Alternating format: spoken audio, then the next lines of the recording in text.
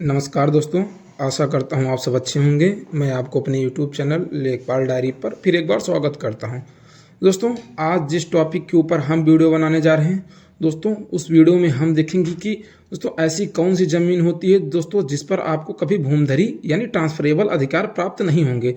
दोस्तों, कभी कुछ अज्ञातवश या कारणवश शायद आपको पट्टा मिल गया होगा तो सोचेंगे आप कि इस पे हमें भूमधरी अधिकार या संक्रमणीय अधिकार हमको प्राप्त हो जाएगा। दोस्तों, ऐसा गलत है। आपको उस भूमि पर कभी भी संक्रमणीय अधिकार प्राप्त नहीं होंगे। जब भी बातें उजागर होंगी दोस्तों, कोई उस पर ऑब्जेक्शन लेगा तो आपके सारे अधिकार दोस्तों खत्म कर दिए जाएंगे।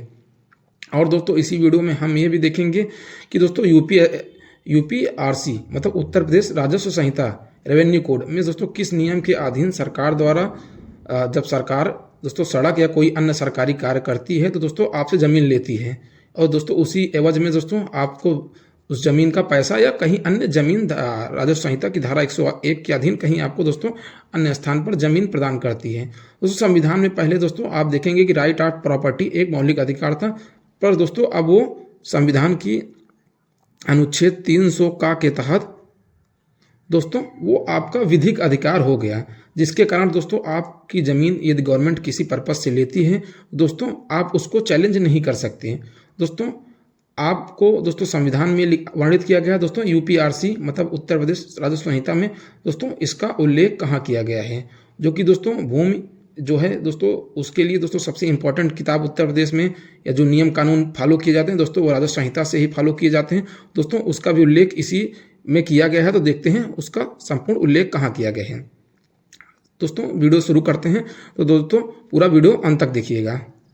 दोस्तों, उत्तर प्रदेश राजस्व संहिता की धारा 77 या दोस्तों उसे हम जैसे यूपीजेडए मतलब उत्तर प्रदेश जमींदारी एबलेशन की धारा दोस्तों 132 के अधीन दोस्तों इसका वर्णन किया गया है। ये दोस्तों धाराएं दोनों में दोस्तों एक ही चीज़ का वर्णन किया गया।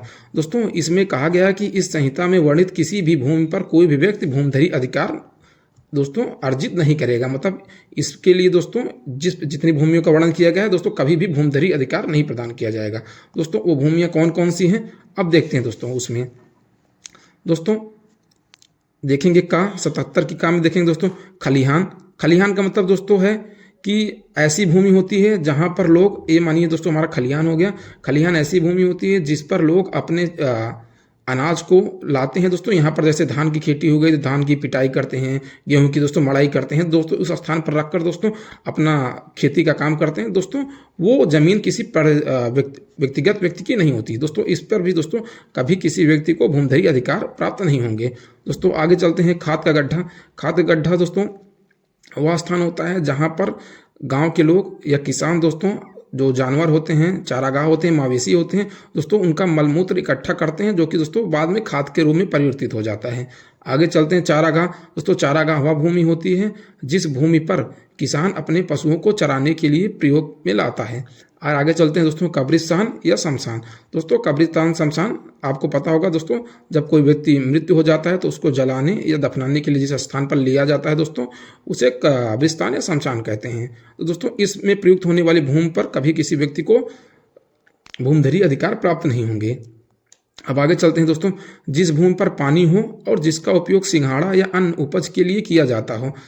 दोस्तों, सिंघाड़ा या कमल गट्टा दोस्तों अन्य उपज ये सब होती हैं। दोस्तों, कहने का मतलब है कि तालाब की भूमि पर किसी व्यक्ति को कभी भी संक्रमणीय अधिकार प्रदान नहीं किया जाएगा। तालाब और या दोस्तों जिस भूमि पर पानी रहता हो, तालाब के सेंस में दोस्तों इसी शब्द का प्रयोग किया जाता है। अब आगे चलते हैं दोस्तों। ग नंबर में भूमि जो नदी तल में स्थित हो और जिसका प्रयोग यदा कदा खेती के लिए किया जाता हो।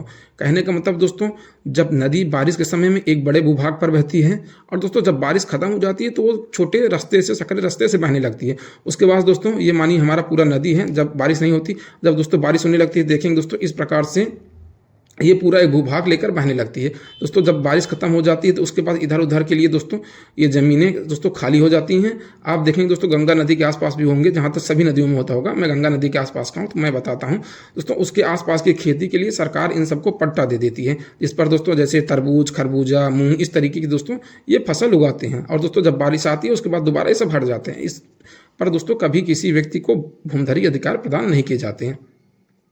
अब आगे चलते हैं दोस्तों। घ नंबर में स्थान परिवर्ती या अस्थायी खेती के ऐसे भूभाग जिन्हें राज्य सरकार द्वारा निर्दिष्ट किया हो। दोस्तों, ट्रांसफरेबल खेती के लिए बहुत बार सरकार अस्थायी रूप में दोस्तों उनको पट्टा देती है खेती करने के लिए दोस्तों, जिन्हें दोस्तों राज्य सरकार द्वारा पंचायत को दिया जाता है। दोस्तों ऐसी भूमि पर कभी भी किसी व्यक्ति को भूमिधरी अधिकार प्राप्त नहीं होंगे। अंगा में चलते हैं दोस्तों, ऐसी भूमि जिसे राज्य सरकार ने टोंगिया बागान के लिए अधिनियमित या सूचित किया हो। टोंगिया बागान दोस्तों क्या होता है? टोंगिया बागान होता है दोस्तों एक प्रकार का बागान होता है दोस्तों। इसमें दोस्तों बागान में क्या होता है कि पहले जब इसका पट्टा किया जाता है दोस्तों, तो वो भूमि शुरू में दोस्तों जब पेड़ छोटे छोटे होते हैं तो उसके आसपास दोस्तों खेती भी की जाती है। उसके बाद दोस्तों जब बड़े हो जाते हैं तो खेती करने के लिए योग्य नहीं होते दोस्तों। ऐसी भूमि पर भी किसी व्यक्ति को संक्रमणीय या भूमिधरी अधिकार प्रदान नहीं किए जाते हैं। दोस्तों आगे चलते हैं। में बाग भूमि जो धारा 59 के अधीन किसी ग्राम पंचायत या किसी अन्य स्थानीय प्राधिकारी को सौंपी गई हो। दोस्तों धारा 59 यह कहता है कि किसी जो भूमि बागान होगा दोस्तों, वो धारा 59 के अधीन राज्य सरकार की होगी दोस्तों। तो ऐसी भी भूमि दोस्तों जो बागान धारा 59 के अधीन आती हो, उनका दोस्तों सभी बागान नहीं दोस्तों, बहुत से व्यक्ति होता है उनका पर्सनल बागान होता है, तो उसकी बात नहीं की गई है। जो बागान दोस्तों धारा 59 के अधीन हो, वो दोस्तों मतलब सरकार के द्वारा उगाए गए बागान हों, उन पर दोस्तों कभी किसी व्यक्ति को भूमिधरी अधिकार प्रदान नहीं हो दोस्तों। जैसे आप जंगल उंगल कहीं छोटे मोटे, तो इस प्रकार से दोस्तों उनका कहने का सेंस यही है। सलेज फार्म या मलगत दोस्तों, सलेज फार्म का मतलब ये हुआ कि ऐसी भूमि जिस पर किसी गांव का या शहर का दोस्तों कूड़ा कचड़ा या मलगत मतलब जहां मल मूत्र इकट्ठित होता है दोस्तों, वहां पर जो भूमि उसके लिए संरक्षित की गई हो। जैसे आप देखेंगे शहर में बड़े बड़े कूड़े करकट के लिए बनाए जाते हैं, गांव में भी अब बनाए जाते हैं दोस्तों। ऐसी भूमि को कभी सरकार किसी व्यक्ति को संक्रमणीय भूमिधरी अधिकार प्रदान नहीं करेगी। जहाँ में चलते हैं दोस्तों, भूमि जो सार्वजनिक प्रयोजन या लोक उपयोगी कार्य के लिए अर्जित हो दोस्तों, यही वो भूमि है यही वो नियम है दोस्तों जिसके अधीन सरकार किसी व्यक्ति से दोस्तों ये 77 की धारा जा के अंतर्गत दोस्तों किसी व्यक्ति से गवर्नमेंट भूमि लेती है। मानिए दोस्तों ये हाईवे निकल रहा है, इसके आसपास अगर सरकार को लगता है कि हमें सड़क और चौड़ी करनी है दोस्तों, एक लेन और बनानी है, तो सरकार इसी नियम के अधीन दोस्तों लोक उपयोगी एवं कल्याणकारी प्रयोजन के लिए दोस्तों आपसे इस नियमाधीन के दोस्तों आपसे जमीन लेती है दोस्तों। इसके एवज में दोस्तों सरकार आपको या इससे अधिक जमीन जो है उसकी कीमत से अधिक पैसा दे देती है, या दोस्तों मानिए 1 बीघा लिखा आपसे जमीन लिया तो दोस्तों इससे अधिक सरकार राजस्व संहिता यूपीआरसी की धारा 101 के अधीन दोस्तों आपको गवर्नमेंट अपनी कहीं मानिए गवर्नमेंट की यहाँ पर कोई ज़मीन है दोस्तों, वो ज़मीन आपको प्रदान कर दी जाएगी। और दोस्तों इस ज़मीन का दोस्तों आपका खतौनी उतौनी सब चेंज करके दोस्तों आपके नाम पर कर दिया जाएगा दोस्तों, यही वो धारा है। अब आगे चलते हैं दोस्तों।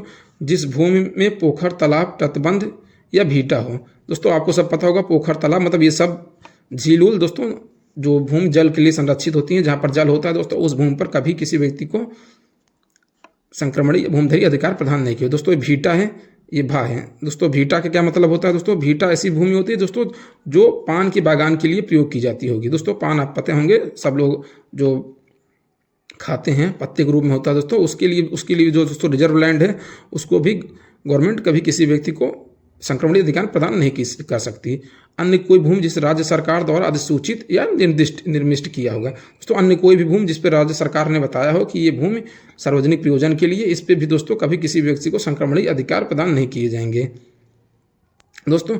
अब हम बताते हैं कि नेक्स्ट, यदि इस प्रकार की दोस्तों भूमि पर कभी किसी मानिए आपको मैं एग्जाम्पल ले चलता हूँ दोस्तों, कभी आपको खलिहान या खाते गड्ढे में दोस्तों आपका कभी पट्टा मिल गया होगा दोस्तों, तो वो पट्टा दोस्तों जब किसी व्यक्ति के द्वारा या गवर्नमेंट को स्वयं पता चलेगा तो दोस्तों वो आपका पट्टा निरस्त कर दिया जाएगा। या कोई व्यक्ति ऑब्जेक्शन लेता है कि ये खाते गड्ढे पर पट्टा किस प्रकार से लिया गया क्योंकि ये यूपीजेडए की धारा 132 का उल्लंघन करता है दोस्तों, तो ये कोड भी दोस्तों आप इसमें अपना, भले आप कितने भी साल से आपका अधिकार हो, घर बना हो, तो दोस्तों आप इस भूमि पर कभी कब्जा नहीं कर सकते। तो दोस्तों ये था मेरा पूरा वीडियो। अगर आपको जानकारी अच्छी लगे तो दोस्तों चैनल को लाइक शेयर और सब्सक्राइब जरूर कर दिया करिए दोस्तों। Thank you for watching my video.